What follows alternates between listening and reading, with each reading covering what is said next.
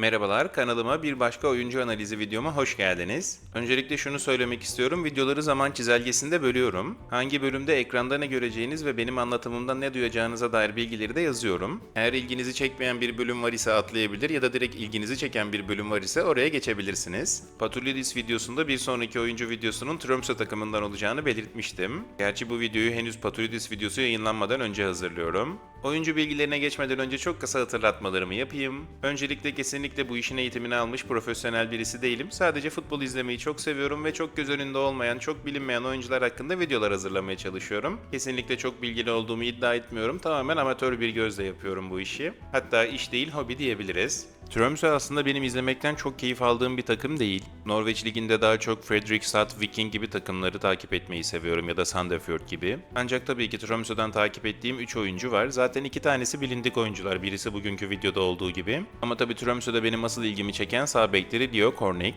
Muhtemelen bir sonraki videoda onun hakkında olacak. Son hatırlatmamızı da yapayım, sonrasında oyuncuya geçelim. Videoları hazırlamak için gerçekten zaman ve emek harcıyorum. Evet, bu konularda çok yeniyim ancak kendimi geliştirmeye çalışıyorum. Siz de bana destek olmak isterseniz kanalıma abone olmanız fazlasıyla yeterli olacaktır. Aynı zamanda daha fazla kişiye ulaşmamı isterseniz de videoya beğeni bırakmanız ya da yorum yapmanız fazlasıyla yardımcı olur. O halde hadi artık oyuncuya geçelim. Oyuncumuz Jens Hjertedal, 20 yaşında, 1.94 boyunda Norveçli, Tromsø takımının orta sahasında görev alıyor. Tromsø'nün altyapısından yetişmiş, daha kariyerinin başında bir oyuncu, güncel piyasa değeri ise 7 milyon euro. Transfermarkt verilerine göre daha önce kiralık dahi olsa hiç farklı bir takımın formasını giymedi. Normalde biliyorsunuz 5 milyon eurodan daha pahalı bonservis değeri olan ya da 2000 yılından önce doğmuş oyunculara video hazırlamıyorum. Ancak Leo Kornic için araştırma yaparken Dal ile daha önce Beşiktaş'ın ilgilendiğini, hatta kış transfer döneminde teklif yaptığını gördüm. İstanbul takımlarına o kadar çok oyuncu yazıyorlar ki gözden kaçırmamak elde değil. O yüzden hazır Leo Kornic için video hazırlıyorken ona da hazırlamak istedim. Zaten olumlu ve olumsuz yönlerinden bahsederken izlemekten keyif aldığımı fark edeceksiniz. Bu arada oyuncunun transfer haberi çıkan tek takım Beşiktaş değil.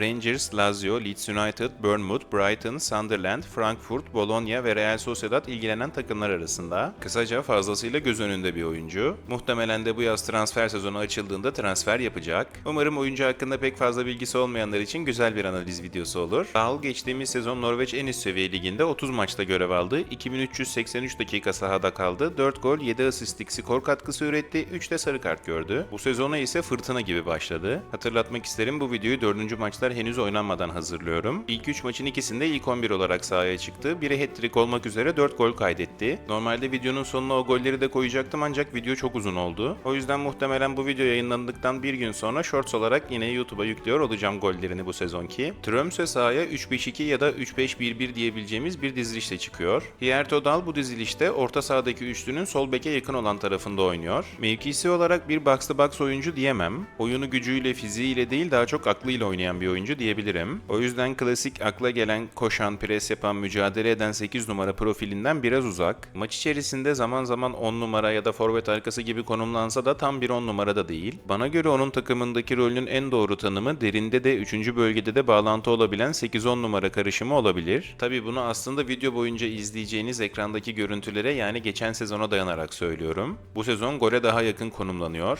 Beşiktaş'ın kış transferinde ilgilendiği düşünülünce kış transferinde zaten Olaytan ve Aslani sadece orta sahaya yaptıkları transferler. Hjertedal'ın da ön plana çıktığı defansif değil ofansif katkısı. Ben o yüzden muhtemelen Olaytan'dan önceki hedef Dal'dı diye düşünüyorum aynı pozisyon için. Yeri gelmişken söyleyeyim, her ne kadar Olaytan'ı beğeniyor olsam da çok daha üstü bir oyuncu diyebilirim. Tabii ki Olaytan'dan kötü yaptığı bazı şeyler var ama işte öyle bir oyun zekası var ki ve Olaytan oyun zekası konusundan o kadar bana göre geri ki çok üzerinde bir oyuncu diyebilirim Olaytan'ın. Böyle olunca tabii ki muhtemelen maliyeti Olaytan'ın 2 katı. O konuda da fikrim şöyle: 10 milyon euroya bile alınmış olsa bence Beşiktaş kâr ederek satardı tekrardan. Bu arada ilgilenen takımlar arasında sıkça Premier Lig takımı olduğunda fark etmişsinizdir. Henüz Premier Lig futboluna hazır olabileceğini düşünmüyorum. Bence aralarındaki en iyi tercih Frankfurt. Hadi oyuncunun skor katkılarını izlerken olumlu yönlerinden bahsedelim.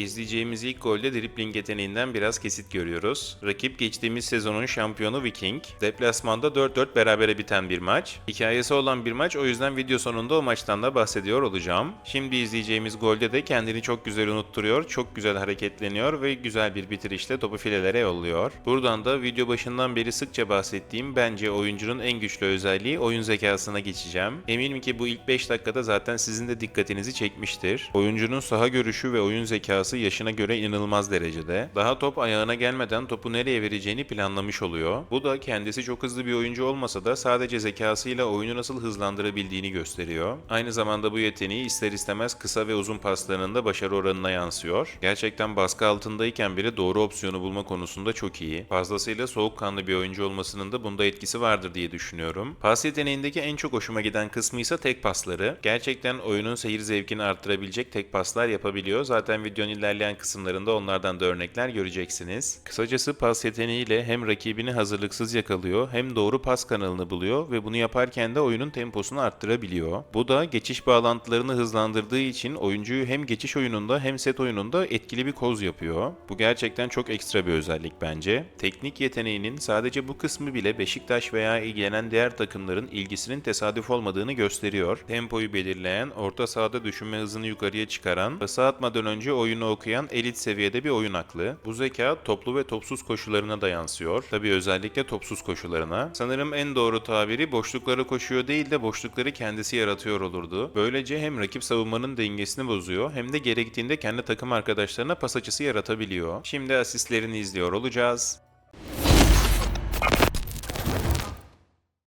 Teknikten devam edeceksek bu mükemmel, özellikle ofansif pozisyon alma diyebileceğimiz özelliğine bir de hiç de fena olmayan ilk kontrolü ekleyelim. Topu alırken vücudunu o kadar güzel bir açıyla konumlandırıyor ki ilk kontrolü o kadar etkili olmasa bile topu çok güzel bir açıyla kontrol edebiliyor. Ben oyuncu sağ ayaklı diye biliyordum. O izlerken de zaten ben de sağ ayaklı olduğunu hissettim. Ama bazı kaynaklarda çift ayaklı olarak yazıyor. Tabi buradan da zaten zayıf ayağının başarılı olduğunu düşünebilirsiniz. Ortalama denilebilecek bir orta açma yeteneği var. Zaten topu yerden kaldırmayı öyle çok seven bir oyuncu değil. Topu aldığında eğer pas verebileceği, verkaç yapabileceği bir açısı yoksa orta açmak yerine içe kat etmeyi tercih eder. Top sürme yeteneği de yine aynı şekilde. Ne çok başarılı yönü diyebiliriz ne de başarısız olduğu bir yön diyebiliriz. Boyuna ve fiziğine rağmen başarılı bulduğum top hakimiyeti ve bilek hareketleri var. Buradan da fiziğine geçelim. Topu ayağında tutmayı çok seven bir oyuncu değil. Ancak gerektiğinde sırtı dönük oynayabiliyor ve topu güzel saklayabiliyor. Aynı zamanda bu sırtı dönük oyunuyla yine bağlantı olabiliyor. Muhtemelen bundaki en büyük pay uzun boyunda. Yanlış hatırlamıyorsam 1-0 yendikleri Rosenborg maçıydı. Maç sonunda tek başına korner direğinde 4-5 dakikayı yedi topu saklayarak. Bu konuda özgüveninin yaşına rağmen yüksek olması güzel. Aynı zamanda gücü ve dayanıklılığı da yerinde. Sezon boyunca veya maçın her anında kendini vermeye çalışan, devamlılığı yüksek bir oyuncu diyebiliriz. Kariyerinde sakatlık sebebiyle kaçırdığı maç olmadığını da belirtmek isterim. Şimdi izleyeceğimiz 3 pozisyonda aslında penaltı pozisyonu. Biliyorsunuz Transfermarkt penaltıları asist olarak sayıyor gole çevrilirse. Bu nedenle bu pozisyonları da ekledim. Bilmiyorum bunu olumlu yön olarak sayar mısınız ama çok güler yüzlü, pozitif bir oyuncu.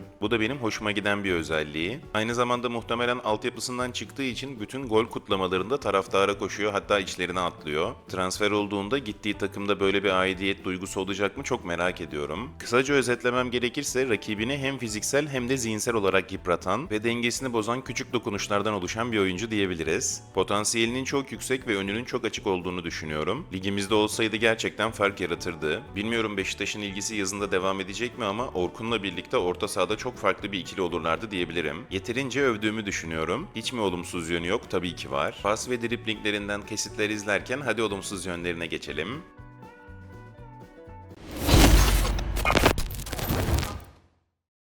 Şimdi izleyeceğimiz 3 pozisyon offside gerekçesiyle sayılmayan goller. Birincisinde golü atan, ikinci ve üçüncüde ise asisti yapan kişi. Olumsuz yönlerine de önce teknik kısmından başlamak istiyorum. İlk söyleyeceğim şutu ve bitiriciliği. Tehlikeli şutları var ama sayısı düşük. Keza uzaktan şutlarda da öyle. Bu mükemmel pas yeteneğinin yanına bir de şutu eklemesi çok güzel olur. Olumlu yönler kısmında ortalama dribling ve orta açma yeteneği olduğunu söylemiştim. Tabii yaşı daha 20, bunları da geliştirecektir. Bu arada söylemeyi unuttum, dribling konusunda biraz şanslı paslı bir oyuncu. Uzun bacaklarının etkisi vardır tabii ki ama top genelde önünde kalıyor. Savunma oyuncusu topa temas etse bile topu kaybetmemiş oluyor böylece. Duran toplarda kaleyi yokladığı oluyor. Ancak çok başarılı bir duran top kullanıcısı değil bana göre. Zaten hiçbirini gole çeviremedi. Hatta benim izlediğim hiçbir maçta kaleyi tutturamadı frikik şutlarında. Teknik kısım için bana göre son olumsuz yönü de kafa vuruşları. Özellikle boyunu düşününce bence başarılı bir kafa vuruşçusu değil. Ancak bu konuya bir parantez açmak istiyorum. Bunu geçen seneki performansı için söylüyorum. Bu sezona bu konuda gerçekten güzel bir gelişmeyle başladı. Hatta bu sezon 4 gol attığından bahsetmiştim shorts olarak paylaşacağımdan. 4 golü de kafa golü. Teknik kısmına bir şey daha eklemek istiyorum. Evet, oyun zekasına, saha görüşüne, pas yeteneğine bayılıyorum. Ama tabii ki bunun dezavantajları da var. Özellikle tek pas denemelerinin doğal yan etkisi olarak riskli bölgelerde zaman zaman fazla cesur davranıyor. Bu da hem top kaybına hem de kalelerinde tehlike yaşamalarına sebep olabiliyor. Fiziksel kısma geçersek bana göre ilk zaafı hızı. Çok hızlı bir oyuncu değil. Tabii fiziğine göre tempolu bir oyuncu olduğu için sahada çok hissedilmeyebiliyor ama bazı pozisyonlarda hız konusundan eksik kalabiliyor. Topu da ayağına almadan ne yapacağına, topu nereye göndereceğine karar vermiş olduğu için bunu biraz gölgeleyebiliyor. Dayanıklılığı ve gücü yerinde demiştim ama bazen ikili mücadelelerde yetersiz kalabiliyor. Aslında İngiltere Premier Lig'e hazır değil dememin sebeplerinden biri de bu. Tabii ki videonun ilerleyen kısımlarında Olaytan'la kıyaslayacağım. O zaman anlayacaksınız aslında ikili mücadelelerde çok başarısız bir oyuncu değil ama mükemmel başarılı bir oyuncu diyemem. Takım presine katkı veriyor, hatta kazandığı toplar da oluyor ama tam pres oyunu için yaratılmış da diyemem tabii ki. Daha çok doğru pozisyon alan bir profil diyebiliriz. Ama işte bu savunma agresifliği konusundan biraz eksik kalmasını sağlıyor. Zaten bu saydığım özelliklerini geliştirirse top 5 ligde vazgeçilmez bir oyuncu olabilir. Ki şu anda bu eksikliklerine rağmen birçok takımın radarında. Kısaca zayıflıkları var ama hiçbiri oyununu gölgelemiyor. Kesinlikle izlemeye, takip edilmeye değer bir oyuncu. Biliyorsunuz Norveç Ligi'nde ben Fredrikstad takımını çok seviyorum. Ligin ilk maçında onlara karşı hat-trick yapmıştı. Sadece o maçta bile geçen seneki oyununun üzerine koyduğunu anlayabiliyorsunuz. Biliyorum diğer videosunu paylaştığım oyunculara nazaran daha göz önünde bir oyuncu. Ama yine de oyuncu hakkında çok fazla fikri olmayan kişilere umarım güzel bilgiler verebilmişimdir. Şimdi izleyeceğimiz pozisyonda tekte çok güzel bir kilit pas veriyor. Ancak Simoes topa dokunduğu için asist ona yazılıyor. Ekrana istatistikleri ekliyorum. Soldaki Hjertodal'ın geçen sene Norveç Ligi'ndeki performansı, sağdaki ise Olaytan'ın bu sene Süper Lig'deki performansı. Olaytan mevkisine göre ikili mücadele özelliğiyle ön plana çıkan bir oyuncu. Ancak göreceğiniz üzere başarı oranları yakın olsa da girdiği ikili mücadele sayısı Olaytan'ın çok daha üstünde Dal'ın. Topun yerden kalkmadığı kısımda ise pas metriklerinde hem sayı olarak hem başarı yüzdesi olarak Olaytan'ın çok üzerinde. Tabi Olaytan Göztepe'deyken daha çok 10 numara olarak, Beşiktaş'ta ise daha çok merkezleşen kanat oyuncusu olarak görev alıyor. Hjertodal ise Tromsø takımında daha çok kanada yakın olan merkez orta saha gibi konumlanıyor. Tabi az da olsa bu pozisyon farklılıklarının da istatistiklerine etkileri vardır. Normalde bu kıyaslama kısmında ekrandaki görseli dondurarak veriyordum. Ancak video zaten çok uzun oldu. Bir de görseli o şekilde uzatmak istemedim. Zaten hem maliyet hem potansiyel hem de oyun zekası olarak Olaytan'ın çok üzerinde olduğu için daha fazla kıyaslamaya da gerek yok bence. Bu seviyede oyun aklına sahip oyuncular genelde çoktan büyük liglere gitmiş olur. Dal henüz yolun başında diyebiliriz. Evet, modern futbolda hız çok önemli. O da bunu fiziksel olarak değil düşünce hızıyla yapıyor. Doğru anda doğru kararı vererek sadece bir maçta, bir sezonda değil bir pozisyonda bile fark yaratabiliyor. İnanın bana, maçlarını vakit ayırıp izlerseniz eğer her pozisyonda farklı bir detayı fark edeceksiniz. Evet, Anadolu takımlarının karşılayabileceği bir maliyette değil, ucuz bir oyuncu değil ama sıradan bir oyuncu da değil. Zaten bu kadar farklı futbol kültürleri olan ülkelerden taliplerinin olmasından da anlaşılabilir. Sonuçta Türkiye, İskoçya, İtalya, Almanya, İngiltere gibi talipleri var. Çünkü rakibin dengesini bozan küçük ama ölümcül dokunuşlar her ligde işe yarayabilir. Tromsø maçlarını izlemeyi çok sevmediğimden bahsetmiştim ama farklı bir şey daha söylemek istiyorum. Norveç Ligi'ndeki uzatmaları en zevkli takım diyebilirim. Maçın uzatma anlarında çok farklı şeyler olabiliyor. Örneğin video içerisinde bahsettiğim son şampiyon Viking'le 4-4 biten maçları, uzatma dakikalarında 3 gol oldu maçta. Ya da Kofumoz'la deplasmanı, uzatmalara girdiğimizde maç berabereyken maçı 3-1 kazandılar. Bir örnek daha vermek gerekirse Bodo maçı, berabere giden maç uzatmalarda galibiyete dönüştü. Böyle örnek verilebilecek birçok maçları var diyebilirim. Sanırım oyuncu ve Tromsø hakkında bu video için söyleyeceklerim bu kadar. Muhtemelen 2 gün sonra yine aynı takımdan benim çok severek takip ettiğim sağ kanat bekleri Leo Kornic hakkında video gelecek. Buraya kadar izleyen, dinleyen herkese çok teşekkür ederim. Biliyorsunuz videoyu hazırlarken kaçan fırsatlar, goller, asistler ve sonrasında paslar gibi sıralama yapıyorum. Aynı zamanda anlatımda da genel bilgiler, olumlu yönler, olumsuz yönler şeklinde sıralıyorum. Böyle olması mı daha iyi yoksa değiştirmemi mi isterseniz bunu yine yorumlarda bana iletebilirsiniz. Ya da tabii ki video sürelerinden memnun musunuz? Daha uzun veya daha kısa mı olmasını istersiniz? Çoğu videomda söylediğim gibi bu işlerde çok yeniyim. O yüzden yüzden siz nasıl olmasını isterseniz o şekilde ilerleyebilirim. Aynı zamanda bana ve kanalımın büyümesine destek olmak isterseniz abone olabilirsiniz. Oyuncuyu veya videoyu beğendiğinizde de bir beğeni bırakmanız ya da yorum yapmanız benim videomun daha fazla insanın önüne düşmesini sağlayabilir. O halde bir sonraki videoya kadar kendinize çok iyi bakın, hoşça kalın.